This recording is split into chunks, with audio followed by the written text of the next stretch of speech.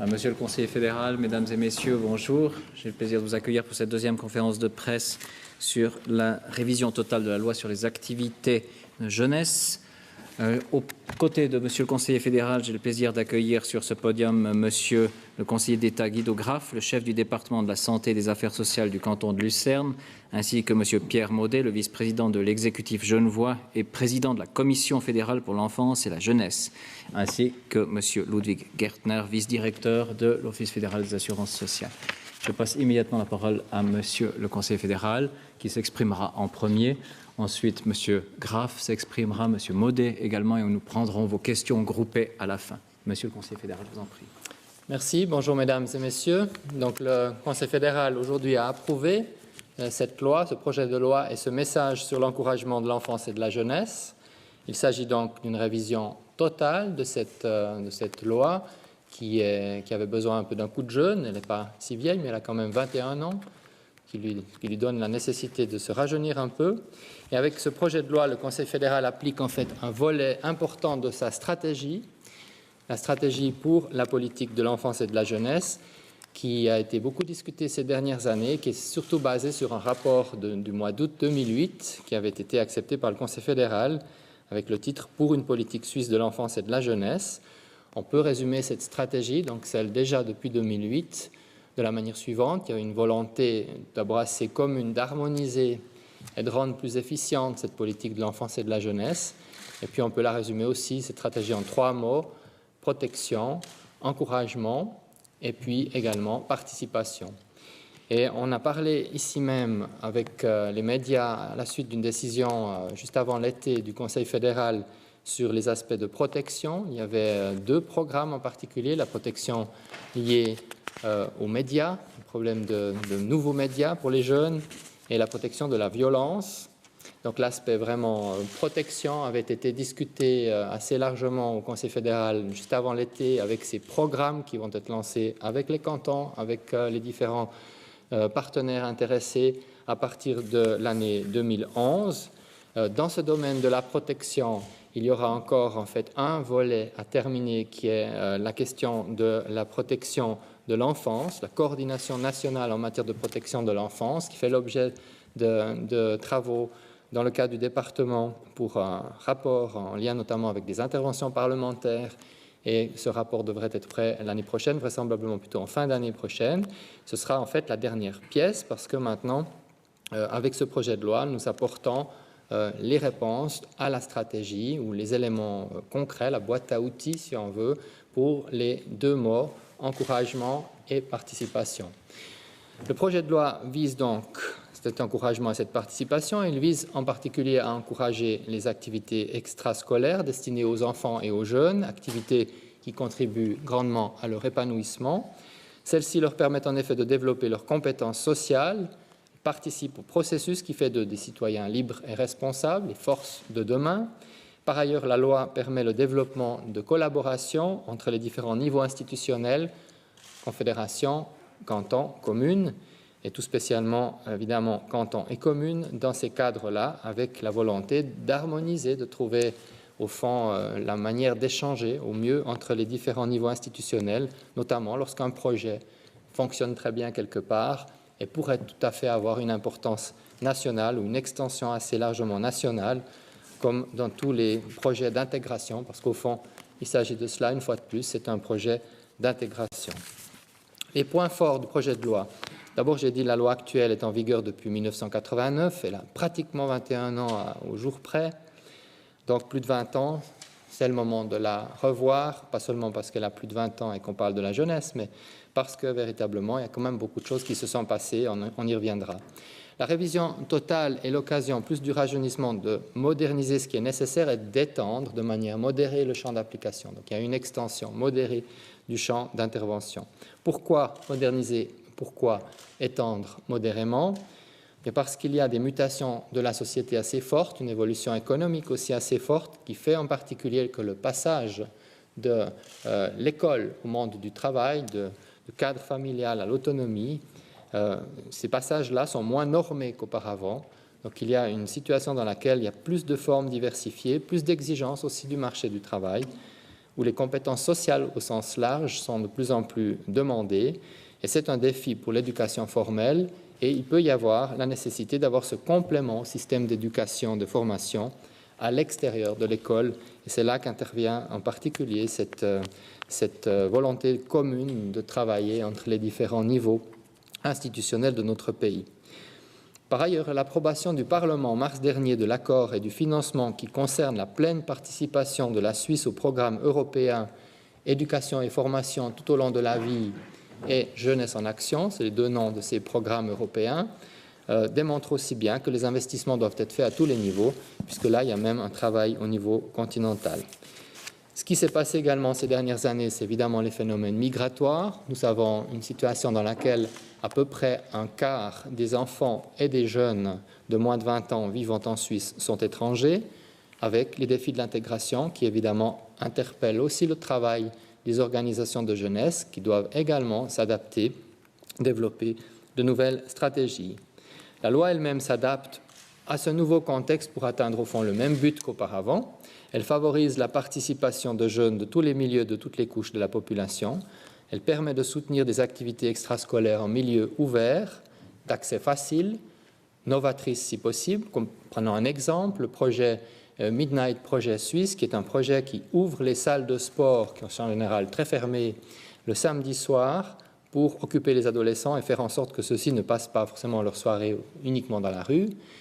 Et comme ancien responsable communal, Pierre Maudet pourra dire ce qu'il en pense, mais pour ma part, j'ai vécu cela vraiment de manière directe. Et c'est cette possibilité d'éducation, entre guillemets, en tout cas d'occupation par le sport libre, parce qu'il ne s'agit pas du tout du sport d'association, du sport de club, du sport de l'école, mais la possibilité de faire du sport totalement librement, donc de mettre les installations au fond qui sinon dorment quasiment à disposition des jeunes les mercredis après-midi, les soirs, les vacances scolaires également, ou le samedi soir en l'occurrence comme dans ce projet, c'est quelque chose de très très positif, qui fonctionne très bien, avec de temps en temps évidemment ici ou là un dérapage, mais de manière générale fonctionne très bien. La loi soutient par ailleurs toujours les activités en milieu associatif, comme par exemple l'organisation de camps de vacances pour enfants et jeunes par le mouvement de la jeunesse suisse romande. Sont concernées par cette loi les organisations fêtières, comme l'Association fêtière suisse pour l'animation, ou le CSAGE, Conseil suisse des activités de jeunesse, ainsi que ses membres, par exemple le mouvement Scout de Suisse ou l'Union chrétienne suisse. Environ 500 000 jeunes s'engagent chaque année dans les associations de jeunesse en Suisse. C'est pourquoi il est important de pouvoir accorder des aides financières à ces organisations nationales, comme il est essentiel, et j'attire l'attention en particulier sur ce point, de soutenir la formation et le perfectionnement des jeunes qui exercent bénévolement une fonction de direction, de conseil ou d'accompagnement. C'est en fait pour cet encadrement de la jeunesse par la jeunesse, si on veut, c'est environ 18 000 jeunes qui sont concernés et qui sont chaque année formés dans notre pays. Bref, c'est une véritable école de vie à côté de l'école. La loi soutient des projets au niveau national également, comme la session des jeunes au Parlement ou encore l'action 72 heures. Je ne sais pas si vous la connaissez, c'est une idée très simple. Pendant 72 heures, des jeunes mettent en œuvre simultanément dans toute la Suisse leur propre projet, de nouveau, liberté, qu'il s'agisse d'aménager un parcours pour planche à roulettes, de revitaliser le lit d'un ruisseau ou de monter une pièce de théâtre dans un foyer d'enfants. Une nouveauté importante de la loi, c'est l'élargissement du groupe cible. Jusqu'à présent, ça commençait avec l'âge scolaire. Maintenant, également, dès l'âge de l'école enfantine, on pourra prendre en compte les activités. La Confédération pourra soutenir financièrement des activités et des projets à l'échelle nationale qui promeuvent le développement intellectuel, social et émotionnel des enfants et qui encouragent, là encore, l'intégration des enfants défavorisés.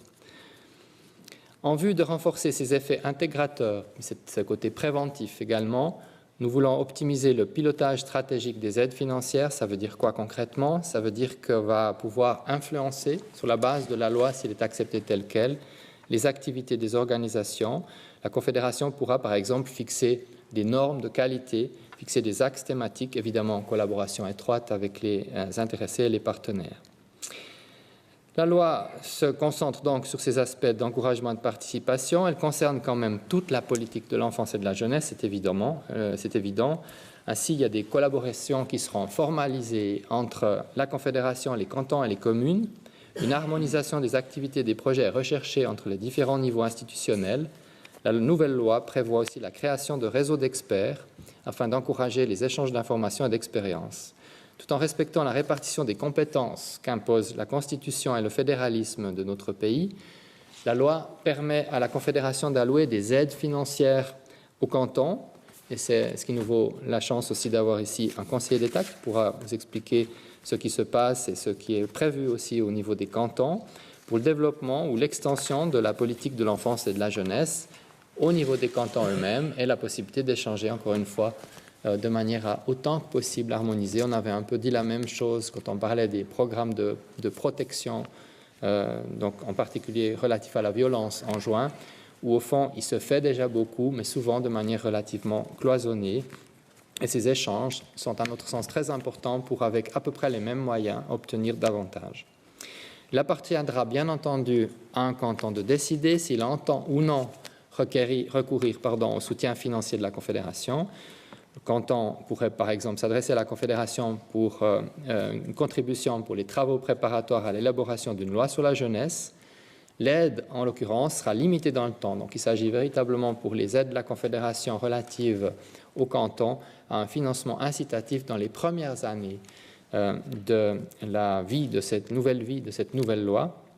Il faut relever que plusieurs cantons ont déjà élaboré des lois, ont déjà développé des stratégies en matière de politique de l'enfance et de la jeunesse, suite notamment à la ratification de la Suisse ou par la Suisse de la Convention internationale relative aux droits de l'enfant, c'était en 1997, puis à la révision de la Constitution fédérale, c'était en l'an 2000. Toujours au niveau institutionnel, la loi règle le rôle et les tâches de la Commission fédérale pour les questions de l'enfance et de la jeunesse. C'est pourquoi aussi nous avons la chance d'avoir M. Maudet, qui prendra la parole dans quelques instants, de manière certainement générale, mais aussi pour cette question de la Commission fédérale pour les questions de l'enfance et de la jeunesse, dont le rôle, encore une fois, est réglé aussi par la nouvelle législation. Enfin, tous ces buts visés par la loi, qui sont en grande partie des buts qu'on avait déjà, mais qui sont adaptés, encore une fois, à la situation évolutive et évoluée, eh bien, il faut pour cela qu'on augmente modérément les moyens alloués à ce domaine. Le montant actuel est de 7 millions de francs. Donc, la Confédération actuellement dépense par année 7 millions de francs au titre de cet encouragement pour l'enfance et la jeunesse. Le montant atteindra à terme 8,4 millions de francs, c'est-à-dire 1,4 million de plus qu'actuellement. Dans une phase intermédiaire, donc dans les premières années de vie de la loi, il y aura ce financement incitatif au niveau des cantons qui pourrait amener la Confédération à avoir quelques années un montant de l'ordre de 10 millions par année. Donc on va de 7 à 8,4, mais au début, pour essayer de pousser cette harmonisation et cette efficience commune, la Confédération souhaite avoir une sorte de coup de pouce à l'intention de ses partenaires cantonaux et elle sera donc prête à aider les cantons un peu plus pendant les premières années de vie de la loi. Voilà, pas de révolution donc, mais une évolution quand même assez nette, puis une adaptation aux réalités, surtout en matière d'intégration de la jeunesse dans notre société. Merci, Monsieur le Conseiller fédéral. Monsieur le Conseiller d'État, je vous en prie. Vielen Dank, Herr Bundesrat, meine Damen und Herren. Die Förderung von Kindern und Jugendlichen ist für unsere Gesellschaft von zentraler Bedeutung. Als Staatsbürger und Politiker vertraue ich dabei in erster Linie der Verantwortung und der Kraft der Familien und des privaten Umfeldes. Als Luzerner Sozialdirektor weiß ich aber auch, dass diese Selbstverantwortung nicht in jedem Falle wahrgenommen werden kann. Aus diesem Grunde begrüße ich das wichtige Engagement des Bundes bei der Kinder- und Jugendförderung. Das total revidierte Kinder- und Jugendförderungsgesetz bietet eine große Chance. Es verbessert den Informations- und Erfahrungsaustausch zwischen dem Bund, den Kantonen und Gemeinden. Es macht Sinn, dass im Bereich Kinder- und Jugendförderung die Fachspezialisten besser vernetzt sind. Ich bin überzeugt, dass so Synergien genutzt werden können. Bislang erhielten vor allem Verbände und Organisationen Finanzhilfen vom Bund, so etwa die Pfadi oder Jungwacht und Blauring. Wir begrüßen, dass neu auch Pilotprojekte in den Gemeinden unterstützt werden können, dies in Absprache mit den Kantonen. Der Bund steht den Kantonen zudem beim Aufbau und bei der Weiterentwicklung der Kinder- und Jugendförderung zur Seite. Das Ergebnis der Zusammenarbeit kann zum Beispiel ein kantonales Kinderschutzgesetz sein. Für den Kanton Luzern ist aber auch wichtig, dass der Bund den Kantonen und Gemeinden die Kinder- und Jugendförderung nicht befiehlt. Der Bund beschränkt seine Rolle auf die Unterstützung und die Koordination. Außerhalb der Familie, also auf der staatlichen Ebene, sind für die Kinder- und Jugendförderung primär die Gemeinden und Kantone zuständig. Es gibt zahlreiche gesellschaftliche Themengebiete, in denen eine nationale Koordination durchaus Sinn macht. Als Beispiel nenne ich den Bereich neue Medien. Die Gefahren des Internets stoppen nicht an Kantons- oder Gemeindegrenzen. Mit einer nationalen Koordination wird es möglich, rasch auf neue Herausforderungen zu reagieren. Wünschenswert ist der Austausch von Fachwissen, vor allem auch über die Kantonsgrenzen hinweg. Innerhalb des Kantons Luzern funktioniert das gut.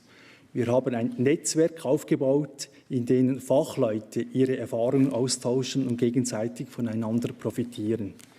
Im Kanton Luzern betrachten wir die Kinder- und Jugendförderung in einem ganzheitlichen Ansatz.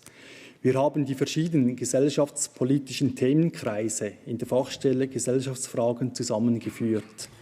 Ein Bereich kümmert sich um die Themen Kind, Jugend, Familie.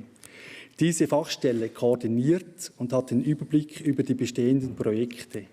Bei uns im Kanton Luzern gibt es rund 100 verschiedene Projekte im präventiven Bereich. Ich erlaube mir, kurz einige zu erwähnen. Die Kinder lernen zum Beispiel in der Schule den richtigen Umgang mit dem Internet und anderen digitalen Medien. Es gibt aber auch Projekte, die sich gezielt an Kinder, Jugendliche und Familien mit einem besonderen Förderungsbedarf richten, etwa Familien aus bildungsfernen Schichten. Ein wichtiger Ansatz ist für uns die Stärkung der Eltern. Erwähnen möchte ich das Projekt Elternnetz Luzern. Dies ist eine Plattform für Eltern, in der sie Unterstützung in Erziehungsfragen erhalten. Wir können so den Zugang zu Bildungsangeboten sicherstellen und erreichen auch Familien mit Migrationshintergrund. Wir haben aber auch zahlreiche Projekte, die sich direkt an Jugendliche wenden.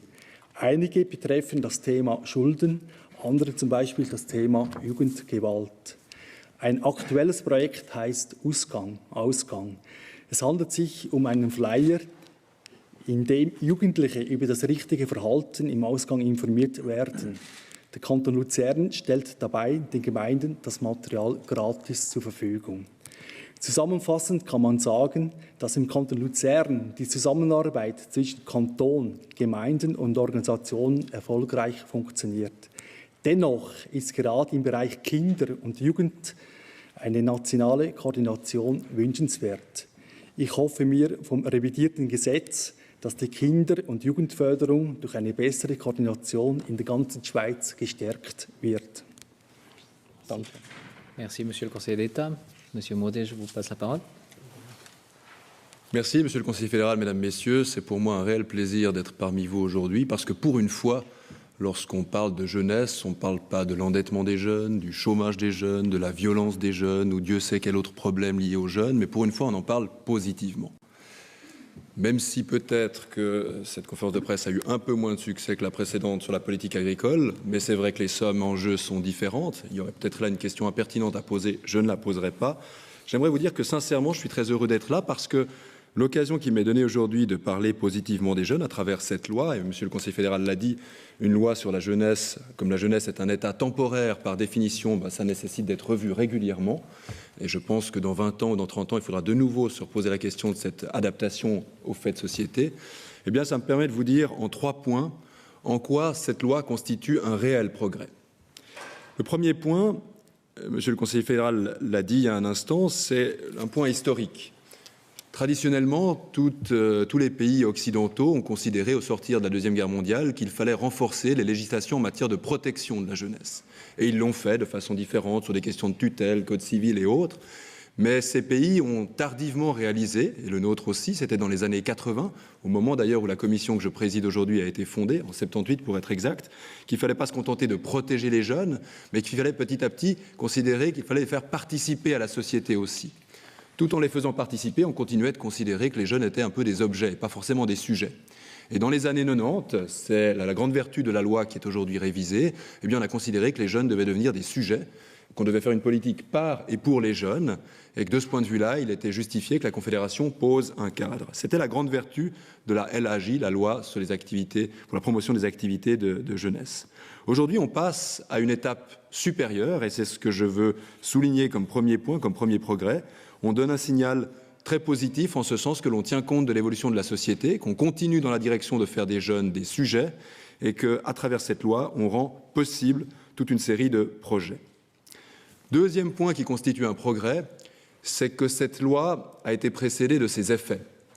En ce sens qu'aujourd'hui déjà, et ça a été souligné précédemment, beaucoup de choses se font de très positif dans tout le pays, de façon supracantonale, de façon nationale, parfois isolée dans certaines villes ou communes, mais beaucoup de choses se font déjà pour favoriser la participation des jeunes à la vie de la société. Eh bien, cette loi, c'est une forme de reconnaissance, et ce sera perçu comme ça par de nombreuses associations, une reconnaissance très importante pour que cette activité continue de se faire, et une reconnaissance qui ne constitue pas uniquement une reconnaissance verbale, c'est parfois ce que reprochent les communes ou les cantons à la Confédération, un soutien moral, mais M. le Conseiller fédéral l'a dit, un soutien financier également, puisque les sommes qui vont avec vont être augmentées dans les proportions indiqué il y a un instant, et qu'on reste dans une logique où l'on fait faire, mais où la Confédération ne se substitue pas à ce que font des organismes privés. Et puis le troisième aspect sur lequel je voulais venir, en quoi cette loi constitue un progrès, eh bien, on ne peut pas prêcher à travers cette loi la participation sans la pratiquer. Et au-delà du résultat du texte qui vous est présenté aujourd'hui, il y a un processus derrière, initié au sein de l'Office fédéral des assurances sociales, qui remonte à de nombreux mois en arrière, mais qui procède d'une consultation. Vous me direz, les consultations, c'est traditionnel, en Suisse, tout le monde en fait. Oui, mais ici, la consultation a été profonde, elle a été ambitieuse, elle s'est faite en coordination avec les cantons, et je dois souligner le fait que la loi fédérale s'est inspirée de certains résultats cantonaux très prometteurs, notamment le canton du Jura, le canton du Valais, qui ont des lois sur la jeunesse tout à fait intéressantes. Et ce processus de consultation, il me laisse penser que cette loi sera rapidement reprise par les communes et les cantons pour s'inscrire dedans et pour la concrétiser. Parce que c'est ça l'ambition d'une loi fédérale, me semble-t-il, c'est la concrétiser. Je m'exprime ici évidemment aussi comme élu de la deuxième ville de Suisse, d'un exécutif qui, pour une population de 200 000 habitants et d'environ 25 000 à 30 000 jeunes potentiellement concernés par cette loi, est évidemment très directement intéressé à l'impulsion qu'elle pourrait donner. Alors en guise de conclusion sur cette intervention, pour moi, cette loi répond aux trois enjeux les plus importants en matière de jeunesse aujourd'hui. Et M. le conseiller fédéral Burkhalter l'a dit il y a un instant, le premier de ces enjeux, c'est faciliter l'intégration, notamment l'intégration des jeunes étrangers. Et je fonde beaucoup d'espoir sur cette loi pour permettre, à travers des projets sportifs, culturels, sociaux, de faire en sorte, si vous me passez l'expression, que la mayonnaise prenne dans notre pays, que les jeunes se sentent à l'aise et que tous les problèmes qu'on pourrait envisager par la suite, eh bien, se voient en tout cas atténués par des moyens que l'on donne aux associations qui font vivre cette communauté de jeunes suisses et étrangers. Cette loi, elle permet aussi de répondre à une véritable évolution de la société, le fait que les périodes de transition entre l'école et le travail, mais aussi entre différentes phases scolaires, eh bien, soient accompagnées par des structures extrascolaires, et elle donne un poids important à l'activité extrascolaire. Et puis le troisième enjeu qui me semble très important, ça a été évoqué également il y a un instant, mais je me permets de l'approfondir, c'est qu'aujourd'hui, ce qui me frappe lorsque je vais rencontrer des gens dans des cantons qui me parlent des expériences concrètes des jeunes ou des difficultés qu'ils ont avec eux, c'est qu'on a un très très bon niveau de formation en Suisse. On a des compétences techniques exceptionnelles. On a des gens, c'est l'écrasante majorité des jeunes, qui ont la possibilité d'avoir des diplômes de haut niveau. Mais si on a des compétences techniques au rendez-vous, hélas, parfois les compétences sociales, elles, font défaut. La capacité de s'insérer dans un groupe, de comprendre l'importance d'une certaine discipline, de comprendre la perspective à moyen ou à long terme d'une carrière professionnelle. Eh bien, ces compétences sociales, la famille peut les donner, c'est souhaitable, mais également l'environnement extrascolaire, c'est ce que cette loi permet. Donc, une politique de la jeunesse par, pour et avec les jeunes, c'est ce que cette loi permet et favorise. Et je conclurai avec cette citation. On dit souvent que les jeunes n'ont pas toujours raison, c'est vrai, mais qu'une société qui les ignore, elle, est sûre d'avoir toujours tort. Eh bien, la Confédération et le Conseil fédéral en tête, aujourd'hui, fait la démonstration qui prend le pari de la considération pour les jeunes. C'est un pari qu'il vaut la peine d'être pris. Merci. Merci. Nous pourrons passer. Oui, je crois que tout a été dit, mais vous avez quand même la possibilité de poser vos questions. Est-ce que quelqu'un souhaite poser une première question en français, en allemand? Monsieur Nussbleger. Ja, wenn ich das richtig in Erinnerung habe, war ja in der Vernehmlassung gab es ja Widerstand von den Kantonen. Können Sie vielleicht, ich weiß nicht, ob Sie, Herr Burkhalter, oder Sie, Herr Graf, ein bisschen sagen, was da eben Widerstand ausgelöst hat und wie man dem genau jetzt Rechnung getragen hat in diesem Gesetz mit Botschaft? Oui. Peut-être deux mots. Vous pouvez répondre si vous voulez d'abord. Deux mots, puis peut-être vous pourrez dire un peu dans les détails la consultation, parce que même si j'ai tout regardé tout ça, il y a beaucoup de dossiers s'étendent, donc je n'ai plus tout en tête. Mais en gros, c'est clair que la crainte toujours, c'est, comme l'a dit Monsieur le conseiller d'État, c'est que tout à coup la Confédération se mette à ordonner. Ob der Bund plötzlich das Ganze befiehlt, das ist nicht so, was es gemeint wurde. Und die Kantone haben immer diese Befürchtungen, dass es plötzlich da irgendwie eine zu große Intervention des Bundes kommt. Dann haben wir Rechnung getragen und haben wir diesen Gesetzentwurf in diese Richtung jetzt gezielt. Und ich glaube, es ist jetzt ganz klar, dass es überhaupt keine Befehl von Bund kommt, aber dass es eine Koordination gebraucht und auch benutzt wird und dass es auch mehr zusammengearbeitet wird. Das ist die Idee. Und was noch, oder vielleicht dazu noch bei den Kantonen noch war, vielleicht Herr Wester. Ja, also das Wesentliche ist, also der wesentliche Punkt ist tatsächlich da, es war auch ein Missverständnis, schlichtweg. Wir haben von Leistungsverträgen mit den Kantonen gesprochen.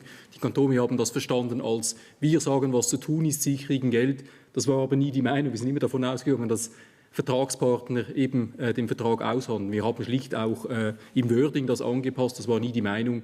Und ich denke tatsächlich, also die Rückmeldungen, die wir auch nachher hatten in bilateralen Gesprächen, ich glaube, das ist völlig aus dem Weg geräumt. Also diese Bedenken. War auch nie die Absicht, aber war schlecht kommuniziert. Gut, aus der Sicht der Kantone kann ich das bestätigen. Also es war eher ein Kommunikationsproblem, vielleicht auch ein Missverständnis, aber so wie jetzt das ausgearbeitet wurde, mit dem können wir sogar sehr gut leben. Peut-être je pourrais ajouter que dans tous les projets qui concernent les thèmes sociaux d'intégration en général, et il y en a quand même beaucoup, on en a toute une série, on voit très clairement qu'on peut plus permettre de travailler chacun dans son coin. Alors, ce n'est pas tellement une question de savoir qui est le chef, c'est une question de savoir comment on travaille en réseau, en partenariat, pour obtenir quelque chose qu'on décide ensemble. Mais il est évident que, en tout cas pour tout ce qui est concrétisation, la Confédération n'a pas du tout envie de s'occuper des travaux proches de la population. C'est évidemment proche de la population que l'on peut travailler le mieux, c'est dans les communes, dans les cantons, avec les organisations privées. Mais le tout, il faut quand même une sorte de chef d'orchestre. Et c'est ça qu'on essaie de faire, pas tellement seulement de la Confédération elle-même, mais dans la façon de travailler avec les partenaires. C'est à peu près la même chose qu'on vous a déjà dit pour les projets de protection de l'enfance et de la jeunesse dont on a parlé en juin. Ce sera la même chose dans d'autres projets qui touchent en général aux problématiques d'intégration. D'autres questions ? Peut-être ajouter encore un mot, après je me tais. Si on faisait autrement, ça coûterait beaucoup plus cher et ça ne serait pas meilleur. Donc c'est aussi ça qui doit être dit. C'est que de manière générale, les ressources sont limitées. Souvent, ces projets doivent se faire en compensation interne, donc on ne dépense pas plus forcément dans l'ensemble du département, mais on cherche à allouer les ressources là où on a les priorités politiques. Mais on ne peut pas se permettre d'avoir toujours des augmentations de dépenses. Donc c'est aussi par cette augmentation de la coordination qu'on atteint l'objectif sans forcément que tout, au total après, dans le domaine de l'intégration au sens large, coûte plus cher. Merci. Une autre question? Oui, madame. Oui, il y a quand même une augmentation des moyens, mais à la consultation, la gauche, mais aussi les organisations de jeunesse avaient dit c'est tout à fait insuffisant. Oui, votre réponse à vous, c'est qu'on ne peut pas faire autrement ou... Est-ce que c'est suffisant? Donc la réponse du Conseil fédéral est claire là-dessus. Donc nous devons faire en effet un peu attention aux dépenses, mais de plus, nous sommes convaincus que par cette mise en réseau, nous pouvons atteindre beaucoup sans forcément toujours augmenter les sommes. Mais vous avez vu que les sommes sont modifiées un peu dans leur allocation, légèrement augmentées pour ce qui est de la priorité à l'égard de la jeunesse, qu'il faut voir également ces sommes relatives à l'application de la loi dont on parle aujourd'hui en relation avec les programmes que nous avons déjà lancés au mois de juin, mais qui encore une fois se mettent en place concrètement sur le terrain à partir de l'année prochaine, qui ont déjà fait l'objet de décisions du Conseil fédéral avec des moyens supplémentaires. Donc, ce qu'on peut dire dans cette année 2010, c'est que le Conseil fédéral a accepté à plusieurs reprises des moyens supplémentaires. C'est vrai, Pierre, ça n'a rien à voir avec la politique agricole. Au niveau des montants, ça c'est clair, mais c'est quand même en pourcentage des augmentations relativement importantes, parfois en effet compensées à l'interne du département, mais de manière générale, il y a un accent politique qui est mis. Nous sommes bien conscients que de manière générale, on ne convaincra pas tout le monde et on ne satisfera pas toutes les demandes avec cette loi, mais si on travaille bien ensemble avec l'ensemble des partenaires, on peut faire beaucoup avec les moyens qu'on a, légèrement augmentés, pendant une première partie même d'une manière relativement importante, puisqu'on passe en gros, je vous l'ai dit, de 7 à 10 millions en pourcentage, ça fait quand même une somme importante, mais après ça se stabilisera, c'est vrai, aux alentours de 8,4 par année. Prochaine question. Tout semble clair, réglé. Je vous remercie, vous souhaite une excellente après-midi.